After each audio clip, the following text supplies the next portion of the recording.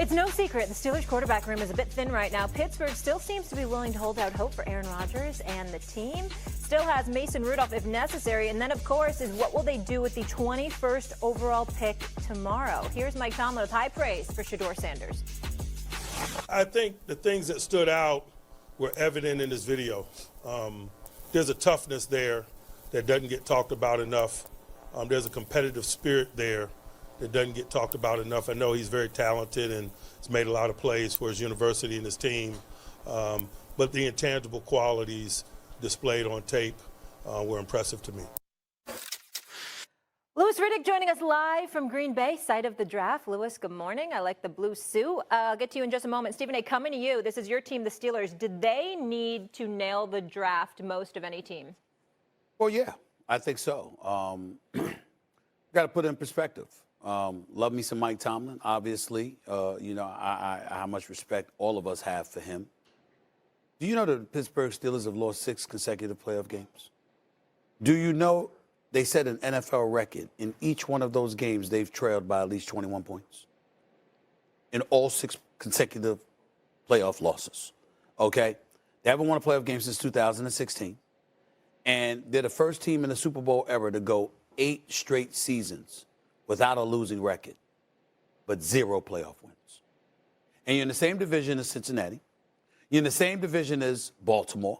Joe Burrow has been able to keep his weapons. Jamar Chase, T. Higgins are staying in Cincinnati. So they putting up points. They good for 30 a game. They good for 30 a game. And you got Lamar Jackson and King Henry. You know what they bring to the table. I mean, damn. You're the Pittsburgh Steelers. You went out and you got DK Metcalf. You got Pickens, who's already a stud when he wants to play. You got Freiermuth as a tight end spot. He's one of the better tight ends in the National Football League. You lost Najee Harris, but you kept Warren. And, oh, by the way, your offensive line has improved.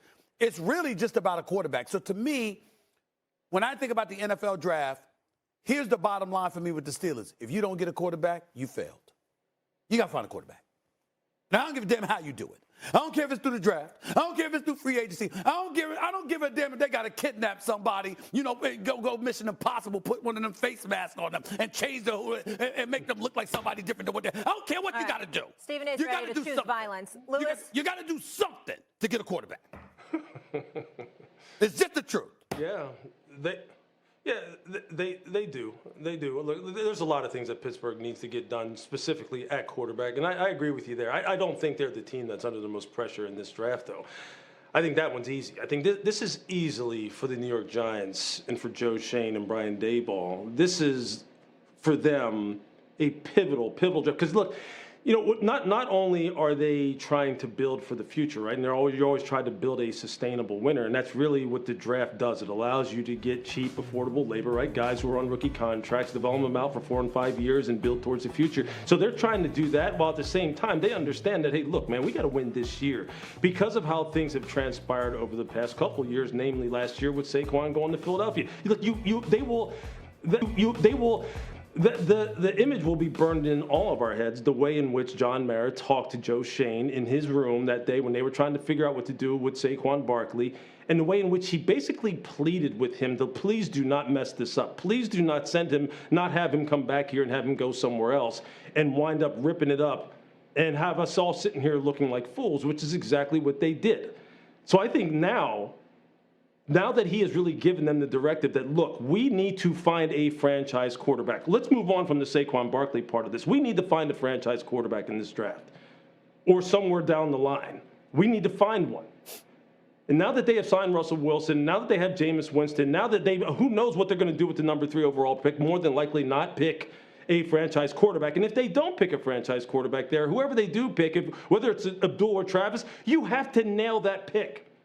You have to nail that pick. That pick has to be a yellow jacket type of pick, a Hall of Famer type of pick. And then they still have to address the quarterback position. And then they still have to deal, when you're talking about the division, Stephen A., they have to deal with the reigning and defending champions, a Washington team that's on the rise now, and a Dallas team that can rise up and beat anybody at any time. There's no question it's on Joe Shane and the New York Giants. I agree with Louis 100%. Now, remember, they had a good draft last year. And he did get a guy, Neighbors, with that first pick, 8th, whatever number he was going to be great. And he had a good, if you look at who he picked last year, he had a very good draft. So Shane has a successful 2024. Listen, I disagree with Lewis about Sanders. This is a weak quarterback class. The Giants picked, and the Browns, they picked the wrong year to be bad when they needed a quarterback. This is a weak quarterback class. And so I think the Giants have sensed, and they could be wrong. I know Lewis loves them. They could be wrong. They have sensed that Sanders is not good enough to be selected 3 over Abdul Carter or Hunter.